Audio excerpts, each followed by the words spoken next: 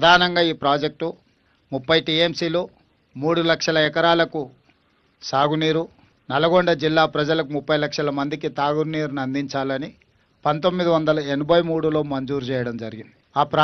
ఆ ప్రాజెక్టు పనులు కొనసాగుతూ ఈ లోపల ఎలిమినేటి మాధవరెడ్డి గారు చనిపోవడం, ఆ ప్రాజెక్టుకు మాధవరెడ్డి గారు పేరు పెట్టడం, ఆ తర్వాత తిరిగి మళ్ళీ 2004లో ఆనాడు UPA 1 doctor YS Rajasekhara Reddy గారి నేతృత్వంలో ఉమ్మడి రాష్ట్రంలో కాంగ్రెస్ ప్రభుత్వం ఏర్పడడం జరిగింది.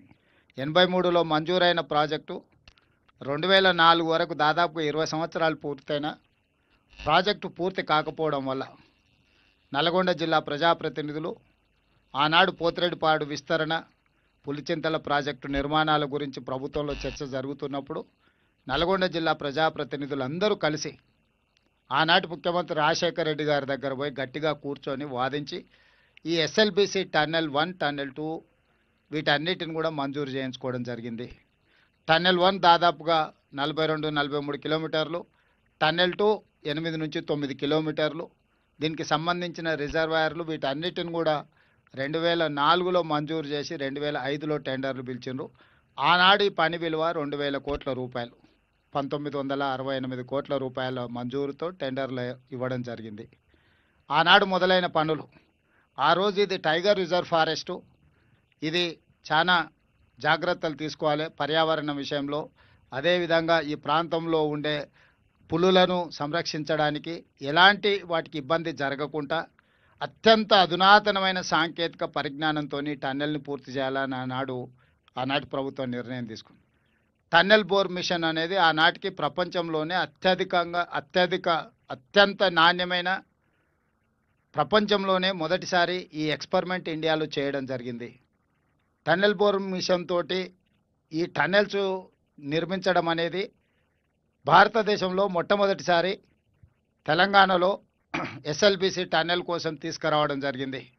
ఈ టన్నెల్ బోరింగ్ మిషన్ కూడా అమెరికా నుంచి ఇంపోర్ట్ చేసి దానికి సంబంధించి ఆ సంస్థ కూడా చాలా ప్రయత్నాలు చేసి ఒక అత్యధిక ఆధునికత సాంకేతిక నైపుణ్యంతో ఈ ప్రాజెక్టును చేసి ఈ నల్లమల ఫారెస్ట్ కానీ ఇక్కడ ఉండే పులులకు కానీ ఎలాంటి ఇబ్బంది జరగకుండా పనులు ప్రారంభించారు.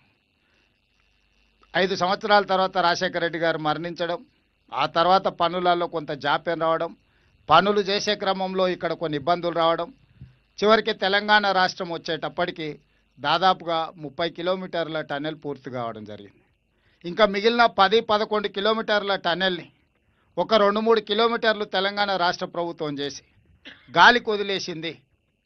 వాస్తవంగా ఉమ్మడి 10 సంవత్సరాలలో 2004-5లో మొదలుపెట్టిన ప్రాజెక్టు 2014 వరకు దాదాపుగా 25-30 కిలోమీటర్ల మధ్యలో టన్నెల్ను పూర్తి చేస్తే, తెలంగాణ రాష్ట్రం వచ్చిన తర్వాత చంద్రశేఖరరావు గారు 10 సంవత్సరాలు ముఖ్యమంత్రిగా ఉండి కనీసం 10 కిలోమీటర్ల టన్నెల్ను కూడా పూర్తి చేయలేకపోయిండు.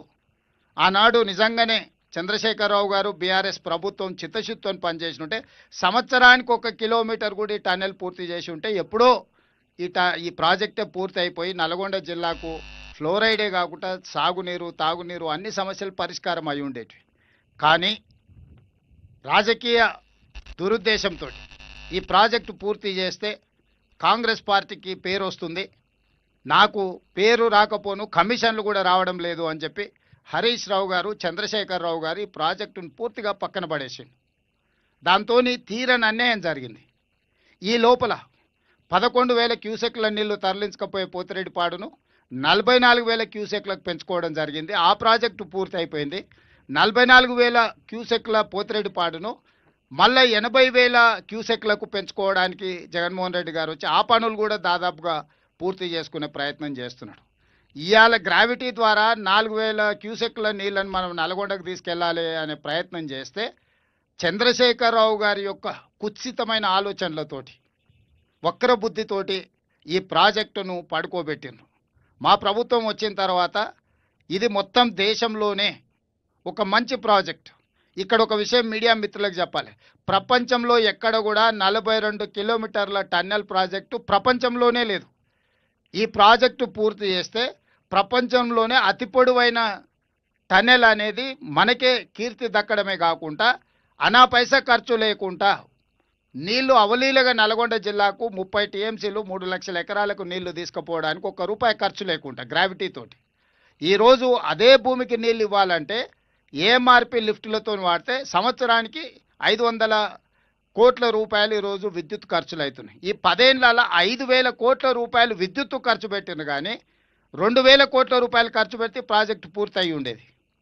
ఈరోజు కూడా పెరిగిన అంచనాలు 20 ఏండ్ల తర్వాత లెక్కేస్తే కూడా 4,600 కోట్ల రూపాయలతోని ప్రాజెక్టు పూర్తవుతుంది. అంటే 20 ఏళ్లలో ఈ ప్రాజెక్టు యొక్క అంచనాలు పెరిగింది 2,600 కోట్ల రూపాయలు మాత్రమే. ఆనాడు 2,000 కోట్లతో టెండర్ పిలిస్తే ఈనాడు ఈ రోజున్న అంచనాల ప్రకారం 4,600 కోట్ల రూపాయలు, అంటే కేవలం 2,600 కోట్ల రూపాయల అంచనాలు పెరిగితే 30 టీఎంసీలు 3 లక్షల ఎకరాలకు మనము గ్రావిటీ ద్వారా నీళ్ళు ఇచ్చుకున్న ప్రాజెక్టును దుర్మార్గమైన ఆలోచనతో రాజకీయపరమైన ద్వేషంతో నల్గొండ జిల్లాకు మహబూబ్ నగర్ జిల్లాకు చంద్రశేఖరరావు గారు తీరని అన్యాయం చేశారు. ఇవాళ ఈ ప్రాజెక్టులు పూర్తి చేసుకోకపోవడం వల్ల కృష్ణానది మీద ప్రారంభించిన ఏ ఒక్క ప్రాజెక్టు ఉమ్మడి రాష్ట్రంలో అన్యాయం జరిగింది సమైక్య పాలనలో అని చెప్పిన చంద్రశేఖరరావు గారు కృష్ణానది మీద ఆనాడు మొదలుపెట్టినాయి కానీ ఆయన మొదలుపెట్టినాయి కానీ భీమా కానీ నెట్టంపాడు కానీ కోయిల్ సాగర్ కానీ పాలమూరు రంగారెడ్డి కానీ లేకపోతే కల్వకుర్తి కానీ ఎస్ఎల్బీసీ కానీ ఏ ఒక్క ప్రాజెక్టు కూడా 10 సంవత్సరాలు ముఖ్యమంత్రిగా ఉండి ఒక్కటి పూర్తి చేయలే. ఇక తెలంగాణ కోసం కొట్లాడి తెలంగాణను సాధించుకున్న ఉద్దేశాన్ని కూడా దెబ్బతీసిండు చంద్రశేఖరరావు గారు. వారు 10 సంవత్సరాల ఖర్చు పెట్టినంత సాగునీటి ప్రాజెక్టు కాంట్రాక్టర్లకు చెల్లించిందంటే 1,86,000 కోట్ల రూపాయలు చంద్రశేఖరరావు గారు 10 ఏళ్లలో కేవలం సాగునీటి ప్రాజెక్టుల కాంట్రాక్టర్లకు చెల్లించిండు. ఆ 1,86,000 కోట్ల రూపాయలలో 1,03,000 కోట్లు కాళేశ్వరం కాంట్రాక్టర్లకే చెల్లించిండు. ఇట్లా తెలంగాణలో 2 లక్షల కోట్లు కేవలం, నేను ఆర్ఎండ్బి పంచాయతీరాజ్ ఇతర టెండర్ల గురించి చెప్తున్నాను, కేవలం సాగునీటి ప్రాజెక్టుల టెండర్ల గురించి వారి కాంట్రాక్టర్లకు ఇచ్చిన బిల్లుల గురించి నేను చెప్తున్నా. ఇంత ఖర్చు పెట్టినా తెలంగాణ వచ్చిన తర్వాత ఏ ఒక్క ప్రాజెక్టు కూడా 100% మనం పూర్తి చేసుకోలేకపోయినాము. ఆ పక్కల వెలుగోడు ప్రాజెక్టు కానీ ఇతర ప్రాజెక్టులు కానీ అవతల వాళ్ళు వేగంగా కంప్లీట్ చేసుకోవడం, ముచ్చుమారి కానీ ఇట్లా ప్రతి ప్రాజెక్టు చివరికి రాయలసీమ లిఫ్ట్ పేరు మీద మళ్ళొక దాదాపుగా రోజుకు 10 టీఎంసీల నీళ్లు తరలించడానికి అవతల ప్రణాళికలు వేసుకొని నీళ్లు తరలించకపోతున్నారు. దీనికి ప్రధానమైన కారణం ఏంది? కృష్ణానదిలో మన వాటా మనం వాడుకోకపోవడం వల్ల 811 టీఎంసీలు నికర జలాలలో చంద్రశేఖరరావు గారు స్వయంగా హరీష్ రావు గారు పోయి 512 టీఎంసీలు ఆంధ్రప్రదేశ్ తీసుకెళ్ళండి, కేవలం 299 టీఎంసీలు మాకు చాలని సంతకాలు పెట్టి వచ్చారు 10 సంవత్సరాలు.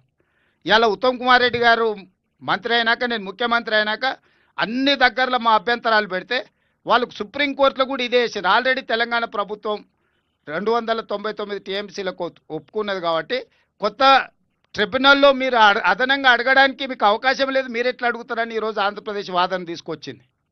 మేము చెప్పినాం అతను తప్పుడు ఆలోచనలతోని దురుద్దేశంతో అవగాహన రాహిత్యంతో ఇట్లాంటి సంతకాలు పెట్టిండు.